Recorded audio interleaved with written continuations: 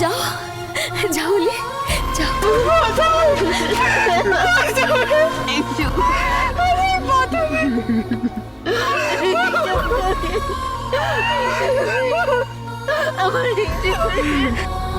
আমি তোমার বাঁচাবে, আমি তোমার বাঁচাবে।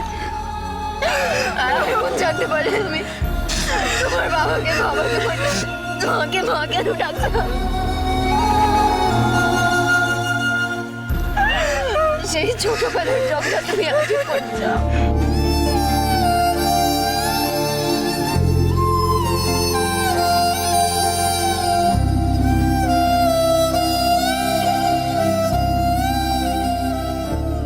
I miss you.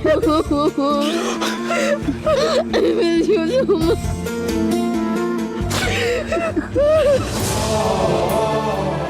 মানে কেঁদে কেটে তো সবাই ভাসাবো, আমরা বুঝতে পারছি আর কি যে ভিজবো, কিন্তু আপাতত তো কিছু শুকনো জামা কাপড়ের দরকার।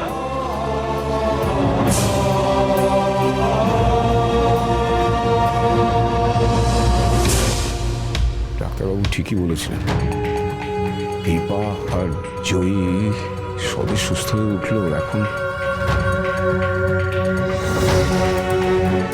ও রূপা, রূপা সরি রূপা, এই দৃশ্যটাই তো দেখতে চেয়েছিলাম আমি, ঠিক এই দৃশ্যটাই দেখতে চেয়েছিলাম।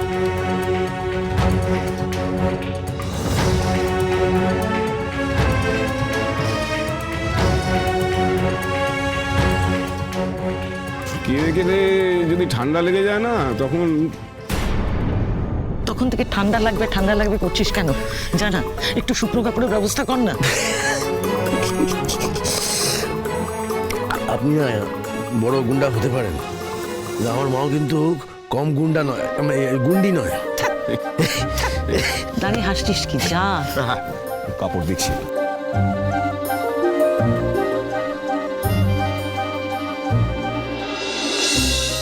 আমি খুব খুশি, খুব হ্যাপি। এসএস আর এসজি তাদের হারানো মেয়েকে খুঁজে পেয়েছে। আর ওলি, ও সরি, সোনা ওর হারানো বোনকে খুঁজে পেয়েছে। এবার আমার চলে যাওয়ার পালা।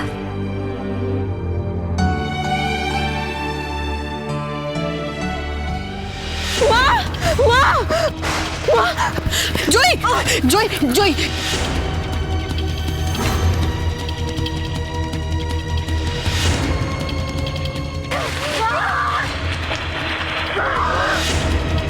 আমি আমার বোনকে খুঁজে পেয়েছি ঠিকই, কিন্তু আমি আমার মাকে 5 বছর আগেই খুঁজে পেয়ে গেছিলাম।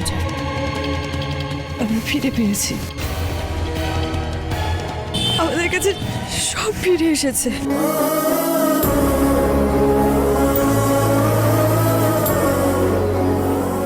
ডাক্তারবাবু, আমাদের মেয়ে, আমাদের রূপা হারিয়ে যায়নি, ওর কিচ্ছু হয়নি, ও আমাদের কাছে ফিরে এসেছে। এমন হয় মানে রূপকথাও এরকম সত্যি সত্যি হয় না। রূপা, তোকে অনেক অনেক ধন্যবাদ মা, আমার বুকে ফিরে এসেছিল। অনেক ধন্যবাদ রূপা। আমার মন বলছিল তুই আমার রূপা। আচ্ছা, তুই তুই কেন এতদিন বলিসনি রে? কেন লুকিয়ে গিয়েছিলিস যে তুই আমার রূপা? তুই তো বুঝতে পারছিলিস যে, আমার ছোঁয়া পেয়ে বুঝতে পারছিলিস না আমি তোর মা? হ্যাঁ, আমার গলা শুনে বুঝতে পারছিলিস না? সবই তো বুঝতে পেরেছিলিস। তাহলে কেন চুপ করেছিলিস মা? কেন লুকিয়ে গিয়েছিলিস? কেন এতদিন আমাদেরকে অপেক্ষা করালি? বল না মা, কেন বারবার এড়িয়ে গিয়েছিস? বল কেন?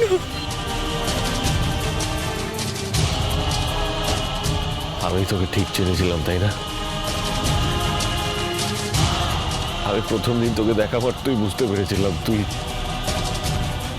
আমারই রূপা।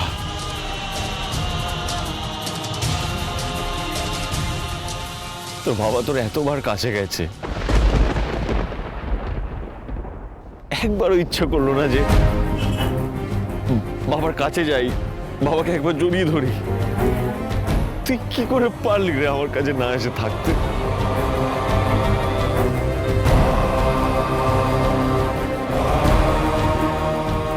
আমাদের তোকে চিনতে একটু ভুল হয়নি, কারণ একজন বাবা যাই হয়ে যাক তার মেয়েকে চিনতে কখনো ভুল করতে পারে না, আর আমিও কোনো ভুল করিনি।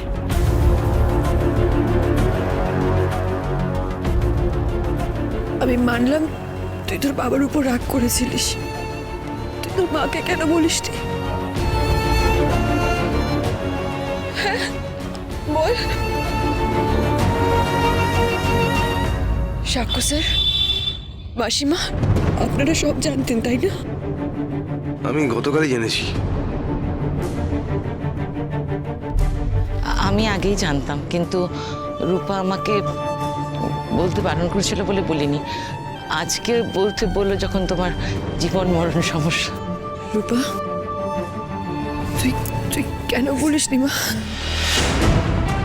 দেখে নেবো আমি তোমার মাকে রূপা। আমি যদি সত্যি দীপাকে ভয় পেতাম তাহলে অনেক দিন আগেই আমি থেমে যেতাম।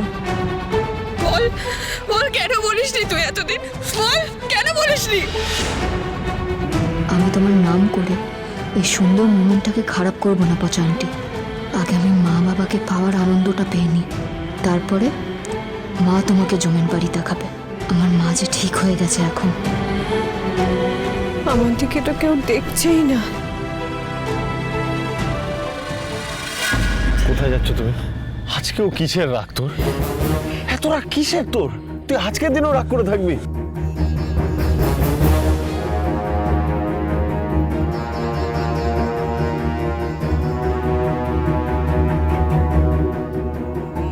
কেউ কারোর উপর রাগ করবে না।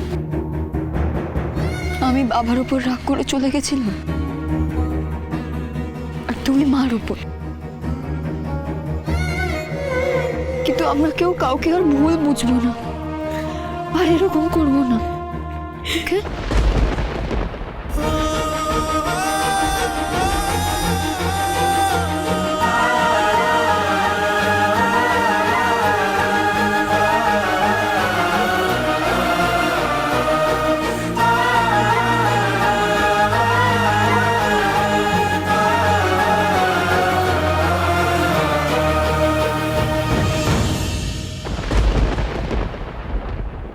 আমরা এরকম ভুল আর কোনোদিন করবো না।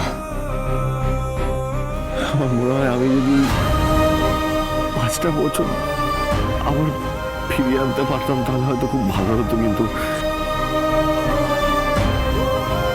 আমরা ওই 5টা বছরের কথা ভাববো না। আমরা আবার নতুন করে সব শুরু করবো, আবার একসাথে থাকবো, আর এত এত হ্যাপি থাকবো না আমরা সবাই মিলে। ওই 5টা বছরের যত খারাপ স্মৃতি আছে সব আমরা ভুলে যাব।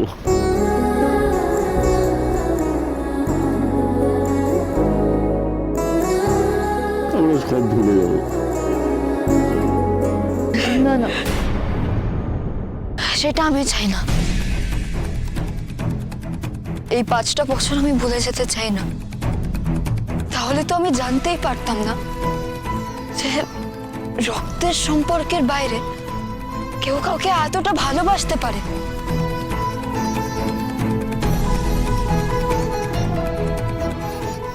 এতটা আপন মনে করতে পারে, মানুষ মানুষকে এতটা ভালোবাসতে পারে।